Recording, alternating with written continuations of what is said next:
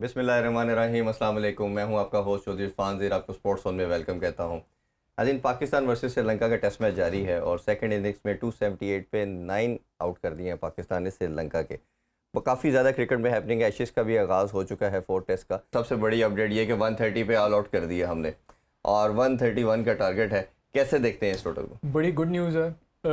पहले तो बड़ी मैं बताता चलूँ, आप 150 का कह रहे थे, बड़ा मुश्किल ये 150 मेरा लिए तो मैं सोच रहा था अगर 150 से ऊपर हो गया शायद फोर्थ इनिंग्स में श्रीलंका के कंडीशंस में बॉलिंग पिच है, स्पिनिंग है, फोर्थ इनिंग्स तक वैसी पिच पे बहुत ज़्यादा वेर एंड टेयर हो जाता है, तो उस सूरत हाल में 150 प्लस चेज करना वैसे भी हिस्टोरिकली हमारा कोई इतना अच्छा रिकॉर्ड नहीं रहा फोर्थ इनिंग्स के पॉइंट ऑफ व्यू से, तो ये बड़ा क्रूशल था कि 150 से नीचे रिस्ट्रिक्ट करें। गुड न्यूज़ ये है कि शाहीन ने आती उनकी टेल को क्लीन कर दिया है और अब एक ऐसा टारगेट है जो हम उम्मीद है हमारे बैट्समैन आसानी से अचीव कर लेंगे। जी अबूबकर, आप बताइए कैसे देखते हैं परफॉर्मेंस को और ख़ास तौर पे नुमान अली की परफॉर्मेंस को। हमने देखा कि पहली इनिंग्स के अंदर विकेट लेस रहे, बट सेकंड इनिंग्स में बहुत अच्छा उन्होंने इनिशिएट किया और हमने देखा कि शुरू में ही उन्होंने विकेट लेके दी। देखिए आज का पहला सेशन तो यकीनन नुमान अली के नाम था। वो 4 आउट आपने किए उस सेशन में, 3 आउट आपको उसमें नुमान ने करके दिए। टॉप ऑर्डर को अगर उड़ाया है, फरकच्चे उड़ाए हैं श्रीलंका के, तो वो शायद इस बार क्रेडिट जाता है नुमान को। जिस तरह पहली इनिंग के अंदर शाहीन शाह अफरीदी का पहला स्पेल था जिसने उनको एक बहुत बड़ा टोटल सेट करने में नाकामी हुई थी श्रीलंका को, और दूसरी इनिंग में भी यही हुआ। एक पार्टनरशिप ज़रूर लगी है 7वें विकेट की, ऑलमोस्ट 76 रन की वो पार्टनरशिप थी। धनंजय आज भी बहुत खूबसूरत खेले देखें जी 82 रन उनकी दूसरी इनिंग में भी है, तो वो यकीनन पाकिस्तान को अगले टेस्ट मैच के लिए धनंजय के लिए को प्लान बनाना पड़ेगा, क्योंकि जो लास्ट ईयर चैंपियनशिप जो हुई थी 2 मैचेस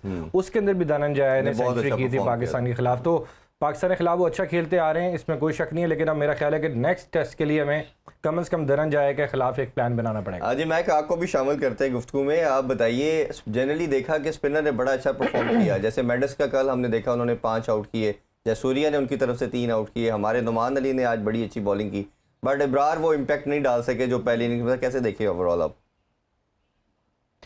डेफिनेटली सबसे पहले तो मैं कि बहुत ये हमारे लिए बहुत ही अच्छी खबर है कि ऑल आउट हो गए हैं 130 पे।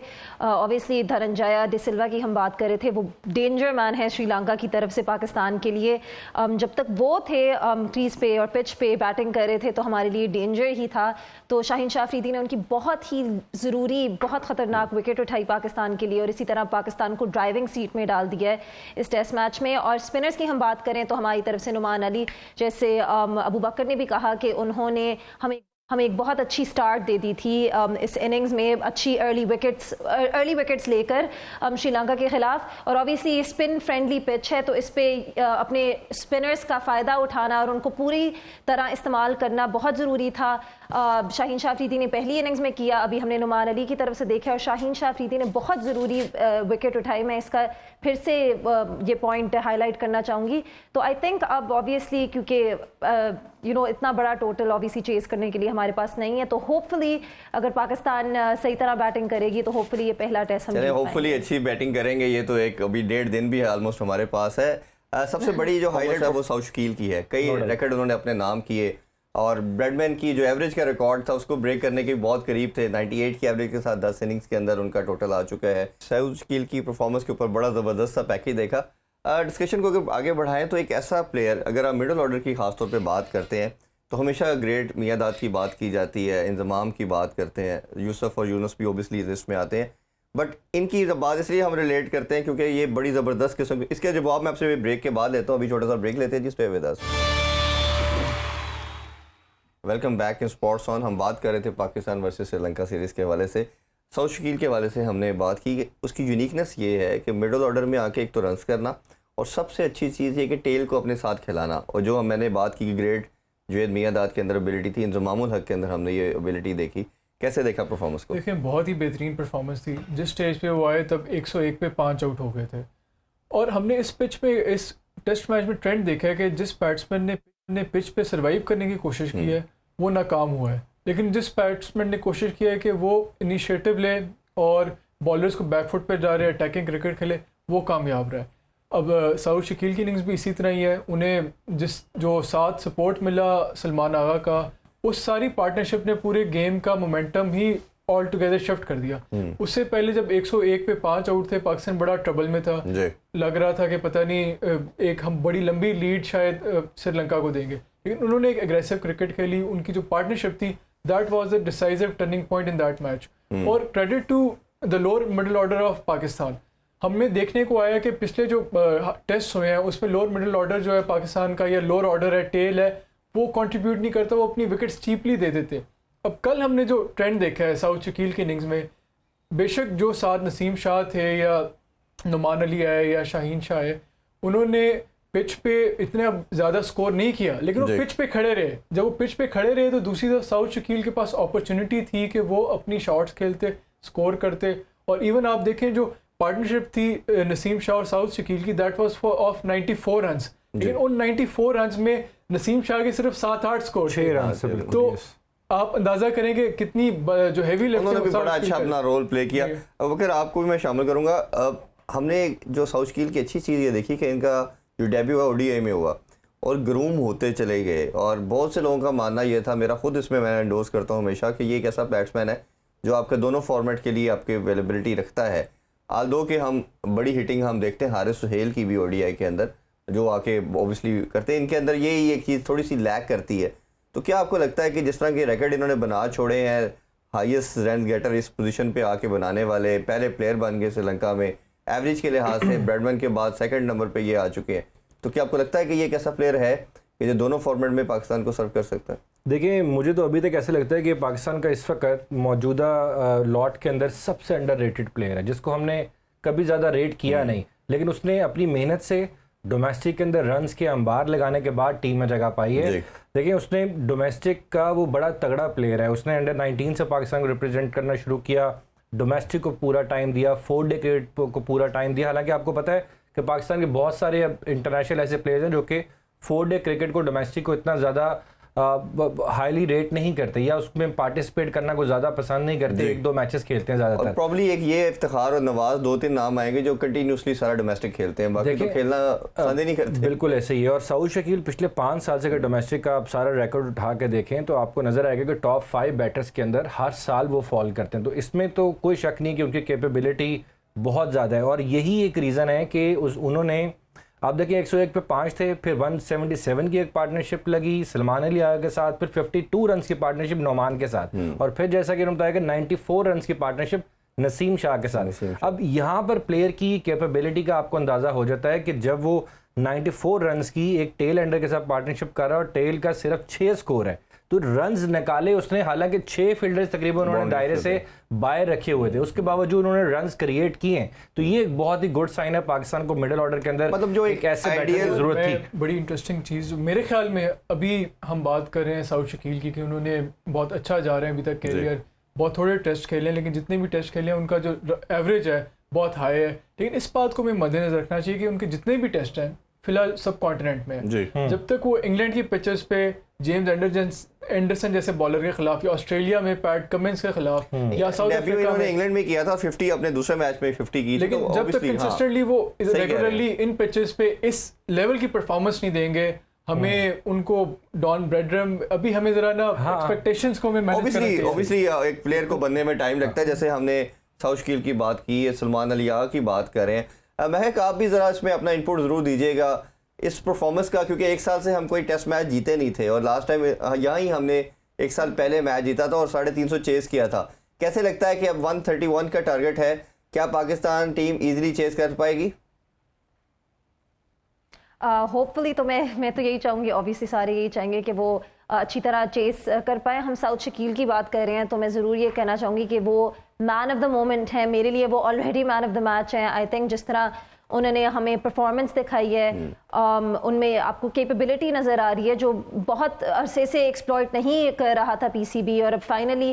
और आप देखें, मैं एक बात ज़रूर कहना चाहूँगी कि एक ऐसा प्लेयर जिसको पता है कि उनकी परमानेंट पोजीशन नहीं है टीम में, यानी कि वो चीज़ एट स्टेक है, लेकिन फिर भी वो उस प्रेशर के साथ भी आकर उन्होंने कुछ ही इनिंग्स ऑब्वियसली खेली हैं अभी पाकिस्तान नेशनल स्क्वाड के लिए, और उसी में वो परफॉर्म करते जा रहे हैं और अभी उन्होंने बहुत ही बेहतरीन तरीके से परफॉर्म किया। तो मैं कहूँगी कि मुझे वो बहुत ही कंप्लीट बैटर, ओवरऑल एक एथलीट भी लगते हैं, क्योंकि उनके पास वो मेंटल रेजिलियंस भी है। इस तरह की टफ कंडीशंस में उन्होंने जिस तरह पाकिस्तान के लिए डिलीवर किया था बहुत ही ज़रूरी टाइम में, मुझे लगता है कि इनके कैरेक्टर एज एन एथलीट के बारे में बहुत कुछ कहता है, क्योंकि इनके पास वो पैशन, वो ड्राइव, वो मेंटल रेजिलियंस भी है। और ऑब्वियसली उनकी बैटिंग में तो हम देखते ही हैं कि उनके पास कितनी अच्छी कैपेबिलिटी है एज अ बैटर टू। उन्होंने खुद भी कहा कि मैंने स्वीप शॉट को बहुत ज़्यादा प्रैक्टिस की है और मुझे स्वीप शॉट बहुत पसंद है। और ऑब्वियसली इन पिचेस पे स्पिनर्स के अगेंस्ट स्वीप शॉट बहुत इफेक्टिव रहती है, बहुत काम करती है।